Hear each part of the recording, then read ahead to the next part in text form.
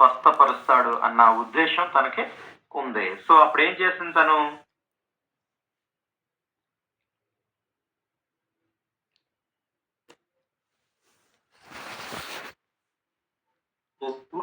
యజమానురాలైన నయమాను భార్యకి చెప్పిందమ్మ. తన భార్యకి చెప్పింది. ఇంకా we can discuss few characteristics of a slave girl. అంటే ఆ యొక్క చిన్న పాప గురించి మనం కొన్ని విషయాలు ఇక్కడ మనం డిస్కస్ చేయొచ్చు. Okay, how does the slave girl's character impacted the Naaman's family? అంటే ఈ యొక్క చిన్న మరి స్లేవ్ గర్ల్, బానిస అని చెప్పుకోవచ్చు, దాసి, తన యొక్క ప్రవర్తన నామాన్ యొక్క కుటుంబాన్ని ఏ విధంగా ప్రభావితం చేసింది?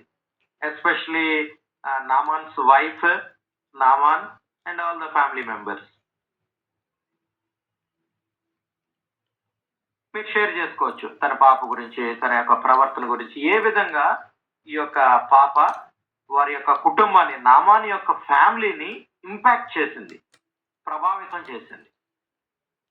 అంటే అన్న ఈయన దాసిరాల్లా తెచ్చుకున్నారు కదన్నా. అవునమ్మా. కూడా యజమానుడు బాగా అవ్వాలని కోరుకుంటుంది. ఓకే, సో తన యాటిట్యూడ్ చాలా